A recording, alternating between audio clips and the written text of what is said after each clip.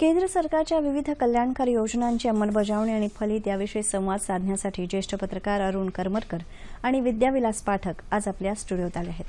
नमस्कार. 9:30च्या बातमीपत्रात आपल्या दोघांचंही मनपूर्वक स्वागत. केंद्र सरकारने गेल्या 3 वर्षात अनेक लोककल्याणकारी योजना आखल्या, तर त्याचा प्रतिसाद कसा आहे असं वाटतंय? काय यश मिळतंय का त्या योजनांना? काय सांगाल करमरकर साहेब? आपल्यापासून सुरुवात करूया. केंद्र सरकारच्या योजनांची यादी करायची झाली तर खूप मोठी होईल, परंतु विशेषतः सामाजिक आयाम ज्याला प्राप्त झालेला आहे अशा प्रकारच्या योजनांचा उल्लेखच करायचा झाला तर अटल पेन्शन योजना, जनधन योजना, मुद्रा योजना, माती परीक्षणासंबंधीच्या शेतीविषयक योजना किंवा महिला सक्षमीकरणासाठी बेटी बचाओ बेटी पढाओ अशा प्रकारच्या योजना, या योजनांचा उल्लेख करता येईल. आणि आढावा घ्यायचा झाला तर यातील प्रत्येक योजनेकडे काही ना काही आज 3 वर्षामध्ये साध्य केलेलं भरीव अशा प्रकारचं सांगण्यासारखं आहे. त्याची आकडेवारी वेळोवेळी सरकारने तशीच काही स्वयंसेवी सर्वेक्षण संस्थांनीही प्रसिद्ध केलेली आहे. परंतु 3 वर्षाचा कालावधी डोळ्यासमोर ठेवला आणि त्यातलं जर पहिले स्थिरस्थावर होण्यासाठी लागणारे 6-8 महिने सोडले तर उरलेल्या 2-2.25 वर्षामध्ये सरकारने जी कामगिरी केलेली आहे त्या कामगिरीचं चित्र हे आशादायक निश्चितच आहे. ज्या प्रकारचा उद्दिष्टांचा मारा त्यांनी प्रत्येक योजनेमध्ये केला त्यातलं प्रत्येक उद्दिष्ट त्याच्या अपेक्षित स्तरापर्यंत पोहोचलंय असं कदाचित म्हणता येणार नाही. एखाद दुसरी आकडेवारी थोडीफार कमी, परंतु असं नेहमीच होत असतं की उद्दिष्ट थोडंसं उंच ठेवावं लागतं आणि त्या उद्दिष्टाकडे जाण्याची जिद्दीची वाटचाल त्यामुळे प्रेरित होते. मला असं वाटतं मग आपण एक योजनेविषयीच बोलू. जनधन योजनेविषयी आपण काय सांगाल? जनधन योजना पंतप्रधान त्यांनी जेव्हा सत्ता स्वीकारली तेव्हाच त्यांनी ती अनाऊन्स केली, जाहीर केली. आणि त्या योजनेमुळे मला वाटतं ते डिजिटायझेशन त्यांचं जो एक ध्येय आहे त्याचा पाया म्हणून या योजनेकडे त्यांनी पाहिलं. या योजनेमुळे ग्रामीण भागातल्या अनेक लोकांची बँकेमध्ये खाती त्यांना उघडता आली किंवा उघडली गेली.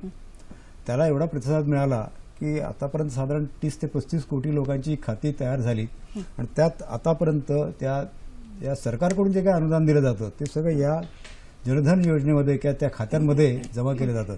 त्यामुळे या योजनेअंतर्गत आतापर्यंत जवळजवळ 64 लाख कोटी इतकं अनुदान लोकांपर्यंत, थेट लोकांपर्यंत पोहोचलं आहे. आणि याचा अर्थ असा आहे की आतापर्यंत हे अनुदान दिलं जायचं पण त्या लोकांपर्यंत पोहोचत नव्हतं. मधले दलाल किंवा सरकारी यंत्रणा त्यातले जे काय ते अडथळे दूर करून प्रत्येकाला दिसायला लागलं आपल्या खात्यामध्ये एवढे पैसे जमा झाले. त्यांचा सरकारवरचा विश्वास वाढला आणि त्याचा एक असा फायदा झाला की लोकांना मी या देशाचा नागरिक आहे, माझं काहीतरी याच्यात आहे, ही एक भावना त्यांच्यामध्ये निर्माण झाली. आणि या योजनेतूनच थोडेसे त्यात गैरप्रकार झाले असतील. आता विशेषतः म्हणजे तुमच्या नोटाबंदीच्या काळामध्ये ज्या लोकांकडे म्हणजे 0 बजेट जे असतं, तुमच्याकडे पैसा 1 नया पैसा नसताना तुम्ही खातं उघडू शकतात, अशा प्रकारे उघडलेल्या गेल्या खात्यांमध्ये काही लाख रुपये जमा झाल्याचे काही आढळून आले. अशा गोष्टी झाल्यात.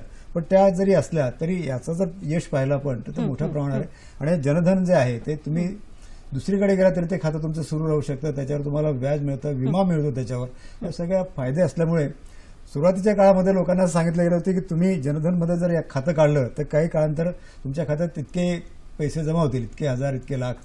त्यामुळे बँकर जे आहेत, बँकेत काम करणाऱ्या लोकांचा थोडासा एक ताप वाढला होता की काही ग्रामीण भागामध्ये विशेषतः फार झालं की लोक जायचे माझ्या खात्यात पैसे जमा झाले का असे विचारायला जायचे. आणि लोकांनी, बँकेतल्या लोकांनी सांगितलं नाही झाले, तसं होत नाहीत. तर ते बँकेचे आणि बँकेतले तिथले कर्मचारी आणि ग्रामीण भागातले जे जनधन खातेवाले त्यांच्यात थोडंसं संघर्षाचे काही ठिकाणी तसेच झाले होते. पण जनधन योजनेमुळे एक थोडंसं डिजिटायझेशनच्या दृष्टीने टाकलेलं ते पहिलं पाऊल. मला वाटतं बँकेचे व्यवहार करण्यासाठी ही जी ग्रामीण भागातली जनता आहे ती नक्कीच साक्षर होईल या बाबतीमध्ये. उद्यमशीलतेला प्रोत्साहन देण्यासाठी काय केलं गेलं? उद्यमशीलतेच्या संदर्भामध्ये मगाशी मी ज्याचा उल्लेख केला त्या मुद्रा योजनेचा उल्लेख केला पाहिजे. या मुद्रा योजनेच्या अंतर्गत विनातारण 10 लाखापर्यंत कर्ज स्वयंरोजगार साध्य करणाऱ्या उद्योजकांना देण्याची बँकांना सुविधा उपलब्ध करून दिली गेली. आणि आतापर्यंत सुमारे 7.70 कोटी, 70,000 कोटी एवढ्या लोकांना हे कर्ज दिलं गेलेलं आहे. आनंदाची गोष्ट त्यातली अशी आहे की त्यातल्या 70% महिला आहेत. महिला रोजगार त्यामुळे वाढीला लागलेला आहे. आणि जवळजवळ 3,18,000 कोटी रुपयांची रक्कम याच्या मार्फत उद्योजकांना दिली गेलेली आहे. याचा स्वाभाविकच उद्योगाच्या वाढीला उपयोग होतो. त्या व्यतिरिक्त स्टँडअप इंडिया, स्टार्टअप इंडिया अशा प्रकारच्या योजनांच्या माध्यमातून सुद्धा उद्योगाला प्रोत्साहन दिलं गेलं. संरक्षण उत्पादन करण्याचा वाव लघु उद्योजकांना मोठ्या प्रमाणावरती दिला गेला. बजेटमध्ये त्याची तरतूद केली गेली. विशेष उल्लेख करायचा म्हणजे जे भारताचे सुदूर भाग आहेत, म्हणजे जम्मू काश्मीर आहे, लडाख आहे किंवा पूर्वांचलाची 8 राज्य आहेत, यावरही सरकारने उद्योग वाढीच्या दृष्टिकोनातून चांगला भर आर्थिक गुंतवणुकीच्या दृष्टीने दिला. पूर्वांचलाच्या 8ही राज्यांच्या मध्ये प्रत्येकी 18,000 कोटी रुपयांची गुंतवणूक करून तिथल्या उद्योजकांना प्रोत्साहन देण्याचा आणि युवकांना प्रशिक्षित करण्याचा मोठा कार्यक्रम सरकारने हाती घेतला. 20 लाख लोकांना जवळजवळ त्या पंतप्रधान कौशल प्रशिक्षण योजनेमध्ये युवकांना प्रशिक्षण दिलं गेलं. त्यामुळे अशा प्रकारच्या विविध योजनांच्या माध्यमातून उद्योग क्षेत्राला एक नवी ऊर्जा प्रदान करण्याचं काम या वेगवेगळ्या योजनांच्या माध्यमातून केंद्र सरकारने केलं असं नक्की म्हणता येईल. बेटी बचाओ बेटी पढाओ या योजनेबद्दल काय सांगाल? सरकारने पहिल्यापासून थोडंसं आपलं शेवटचा जो घटक आहे समाजाचा त्याच्या उत्थानाकरता किंवा त्याला चांगले आयाम मिळावे त्याच्याकरता प्रयत्न केलेत आणि त्यातलीच ही एक बेटी बचाओ आणि बेटी पढाओ ही योजना आहे. आपल्याकडे जर आपण पाहिलं की गेल्या काही वर्षांमध्ये मुलं आणि मुली यांच्या संख्येमध्ये फार अंतर राहिलं. म्हणजे 1000 जर मुलं असतील तर 945 मुलींची संख्या अशी असते. हे प्रमाण वाढत गेल्यामुळे सामाजिक अस्थिरता पण त्यातून निर्माण होत असते. ते थांबवण्याकरता त्यांनी त्या बेटी बचाव म्हणजे भ्रूण हत्या म्हणजे मुलींचं जर भ्रूण असेल तर ते काढलं जायचं म्हणजे सोनोग्राफी करून ते काढण्याकरता त्यांनी हे केलं आणि मुलींना शिकवण्याकरता त्यांनी खूप योजना तयार केल्या. त्यांना अनुदान दिलं आणि त्यामुळे त्या कुटुंबातले प्रमुख जे असते मुलगी किंवा बाई तिला एक सक्षम करण्याकरता ही योजना खूप चांगली झालेली आहे. अटल पेन्शन योजनेबद्दल काय सांगाल? 2011 साली नॅशनल सोशल सर्व्हे ऑर्गनायझेशननी एक सर्वेक्षण केलं आणि त्याच्याप्रमाणे 47 कोटी एवढे आपल्या देशामध्ये कामगार आहेत आणि त्यातले 88% असंघटित क्षेत्रामध्ये काम करणारे कामगार आहेत. या असंघटित क्षेत्रातल्या कामगारांसाठी ही अटल पेन्शन योजना ही सरकारने समोर आणली आणि 1,000 पासून 5,000 पर्यंत 60व्या वर्षीपासून या सगळ्या असंघटित कामगारांना पेन्शन मिळण्याची एक हमी त्यातून सरकारने दिली. त्याची वैशिष्ट्यपूर्ण त्याची योजना आहे 18व्या वर्षापासून 40व्या वर्षापर्यंत याच्यामध्ये नोंदणी करता येईल. ती नोंदणी बँकेच्या खात्याच्या मार्फत होईल. म्हणजे जनधन खात्याचा जो उल्लेख मगाशी झाला, शेतावर मजुरी करणारे, रोजगार बिगार कामगार करणारे, कॉन्ट्रॅक्ट लेबर असलेले असे अनेक जण आहेत की ज्यांचा बँकिंगशी काही संबंध नाही. जनधन योजनेच्या माध्यमातून त्यांचे अकाउंट्सही उघडले गेले आणि त्या अकाउंटवरती त्यांना या पेन्शन योजनेमध्ये नोंदणीची एक सोय उपलब्ध करून दिली गेली. मला वाटतं स्वच्छ भारत अभियान हे खूप मोठं आहे, त्याच्याबद्दल अगदी थोडक्यात सांगा. स्वच्छ भारत म्हणजे स्वच्छता खरं म्हणजे आपली स्वच्छता आपल्याला करायला दुसरे कोणी सांगावं हे दुर्दैवाची गोष्ट आहे. पण ते सांगावं लागलं आणि पंतप्रधानांनी ते सुरू केलं. स्वतःपासून त्यांनी हातात झाडू घेऊन ती योजना सुरू केली.